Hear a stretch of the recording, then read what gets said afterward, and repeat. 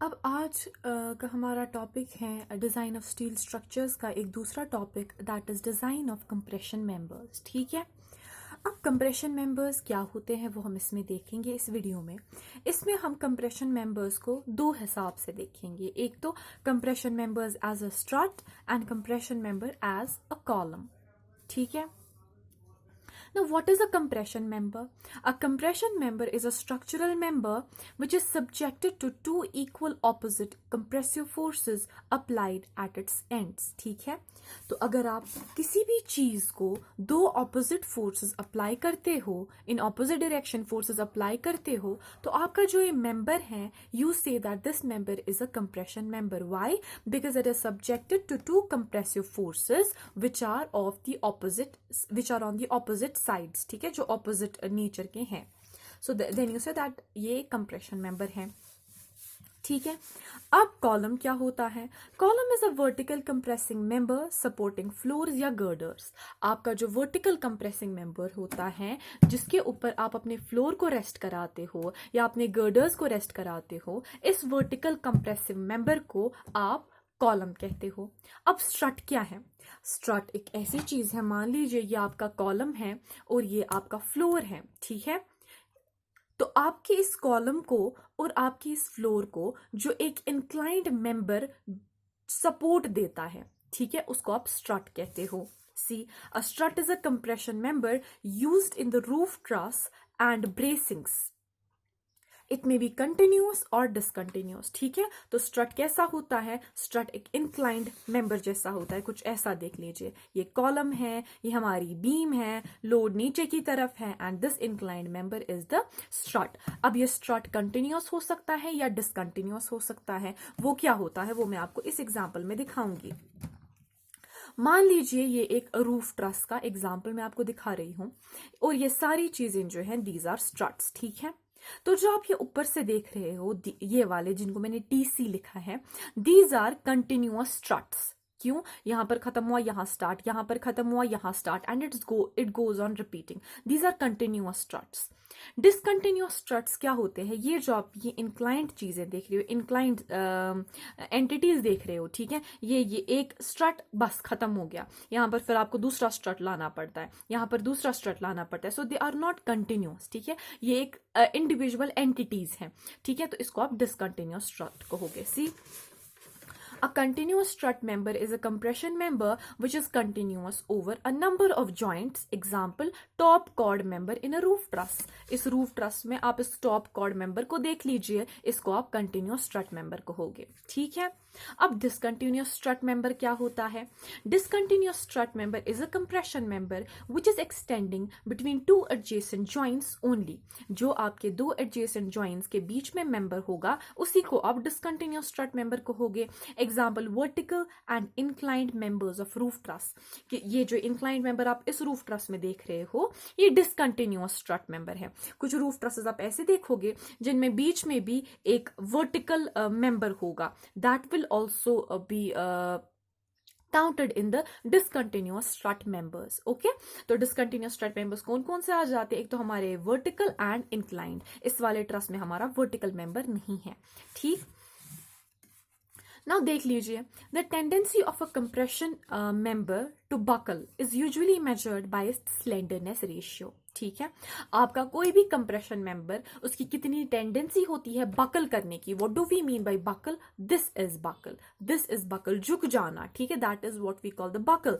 ठीक है। वो हम कैसे मेजर करते हैं? By slenderness ratio. Slenderness ratio is denoted by lambda, that is equal to KL by R minimum, where L is the slenderness ratio, KL is the effective length of a member, and R minimum is the radius of gyration about minor axis।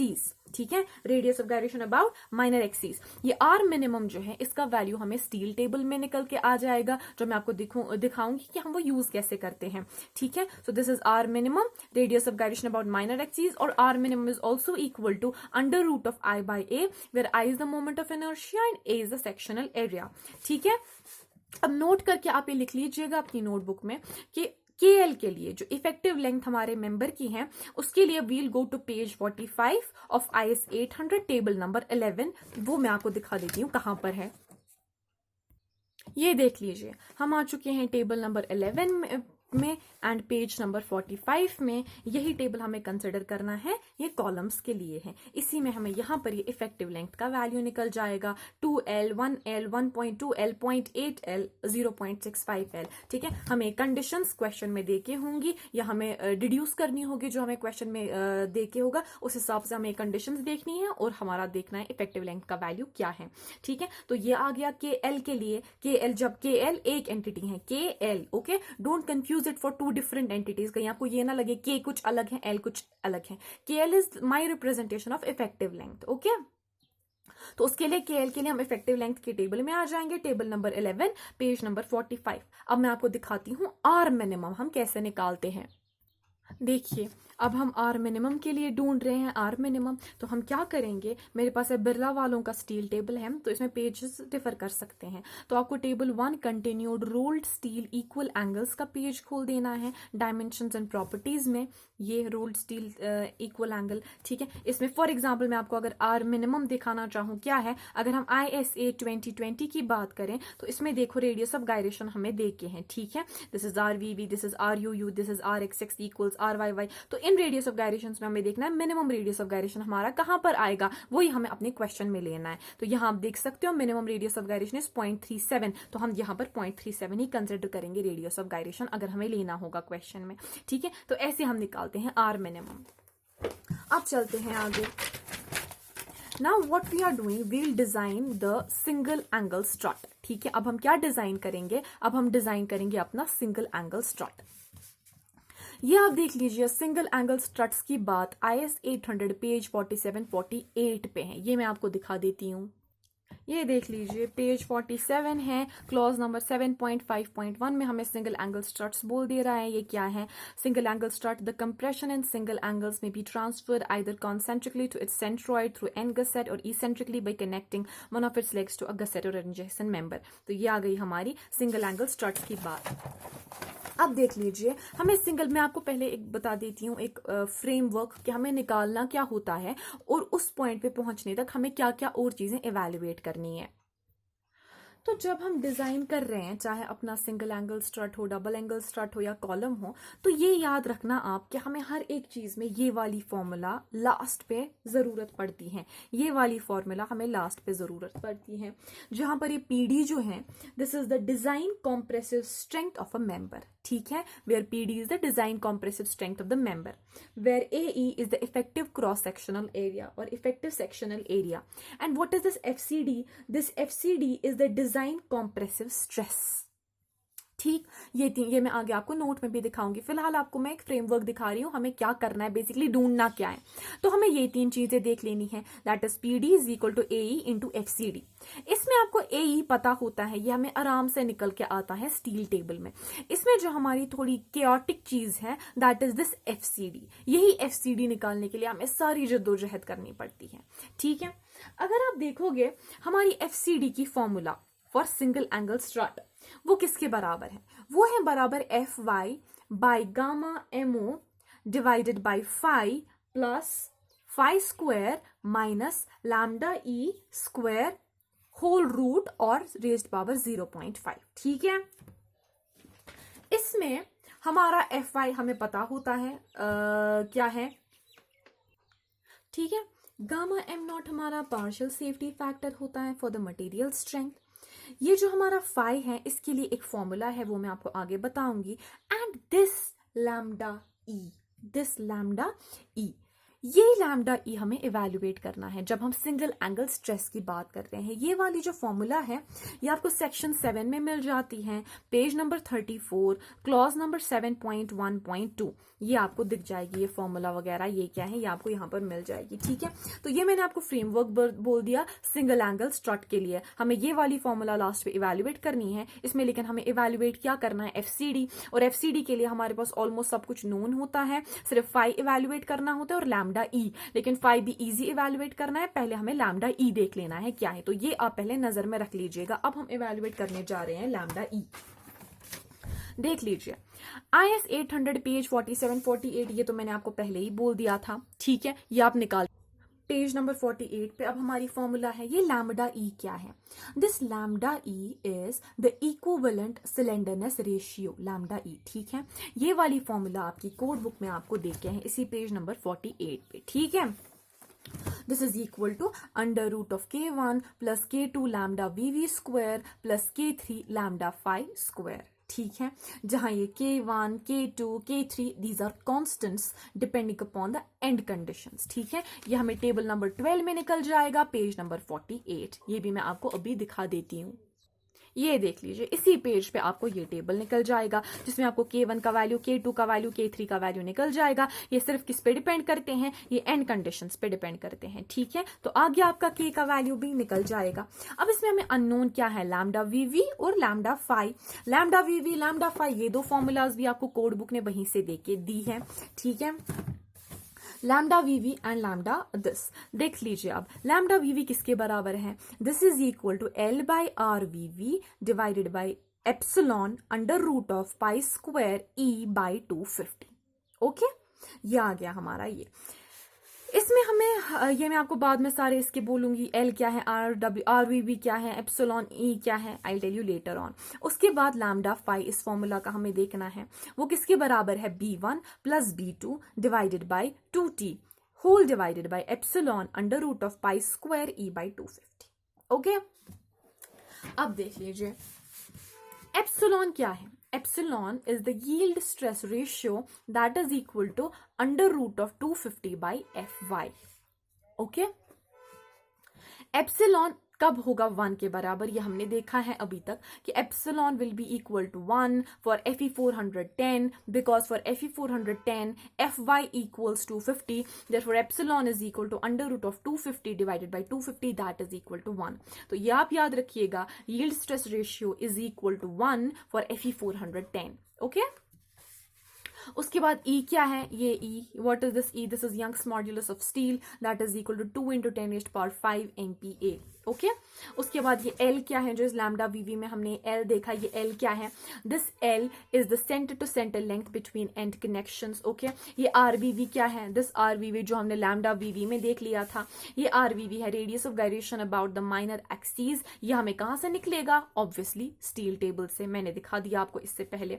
उसके बाद ये lambda phi में ये B1 और B2 है हमारा, ये कहां से निकलेगा, this B1 and B2 are the width of the 2 legs of the angle. ठीक है, जो आपका एंगल है उसकी जो 2 लेग्स हैं उनकी विड्थ है B1 एंड B2.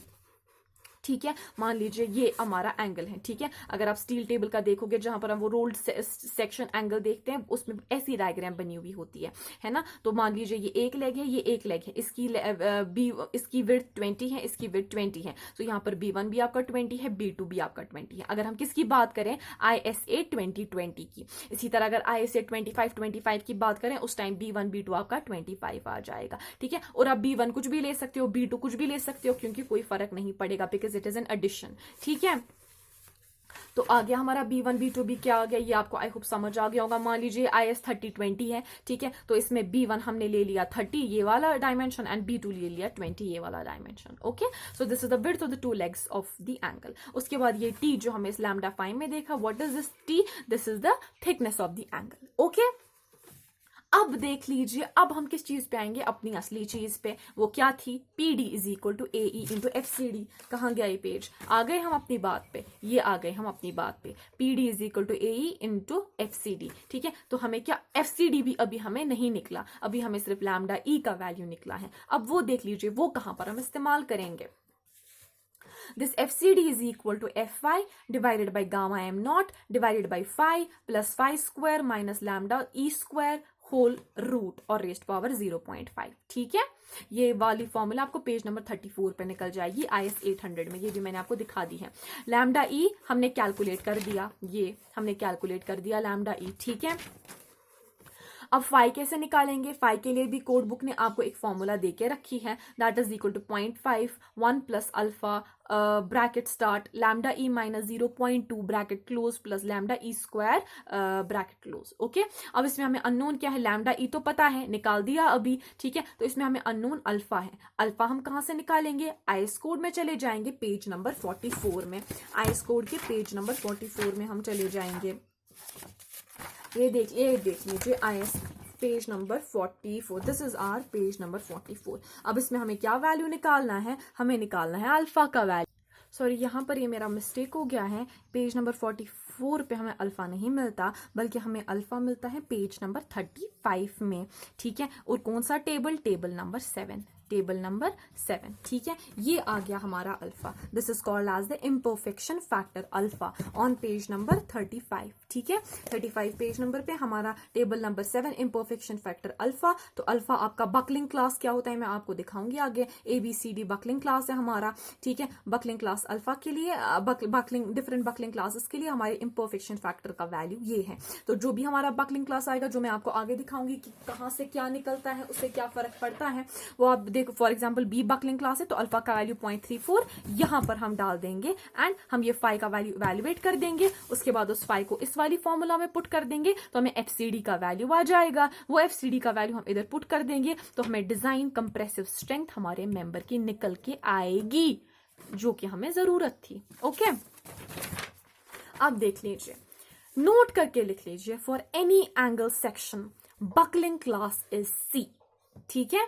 किसी भी एंगल सेक्शन के लिए आपका जो बकलिंग क्लास है वो C है, ठीक है। देख लीजिए, ये नोट मैं आपको खुद नहीं करा रही, मगर कौन कह रहा है, IS कोड कह रहा है। IS कोड हमारे पेज नंबर 44 में कह रहे हैं, जो कि मैंने यहां पर दिया था। बेसिकली वो ये था, ये वाला टेबल जहां से हमें पता चलती है कि बकलिंग क्लास क्या है, ठीक है। टेबल नंबर 10 पेज नंबर 44 पे आपको बकलिंग क्लास की इंफॉर्मेशन आ जाएगी, ठीक है। सो table number 10 page 44 buckling class, okay, note कर लीजिए। तो इसमें देख लीजिए, यहां पर ये हमारा एंगल सेक्शन है, this is channel, angle, T and solid section. तो इस एंगल सेक्शन के लिए आपका जो बकलिंग क्लास है वो C है, तो ये हमने नोट करके रख लिया, ठीक। ओके, तो अब C क्लास के लिए हम जब वापस पेज 35 में चले जाएंगे, टेबल नंबर 7 पे, वहां पर हमारा अल्फा 0.49 है, ठीक है। देख लीजिए, हो जाएगा, अभी हमने देखा था। और गामा m0 क्या है, पार्शियल सेफ्टी फैक्टर, ओके। ये आ गया हमारा, ऐसे हमारा डिजाइन हो जाता है सिंगल एंगल स्ट्रट। अब हम चलते हैं आगे, that is design of double angle strut, जो कि हम अगले वीडियो में देखेंगे।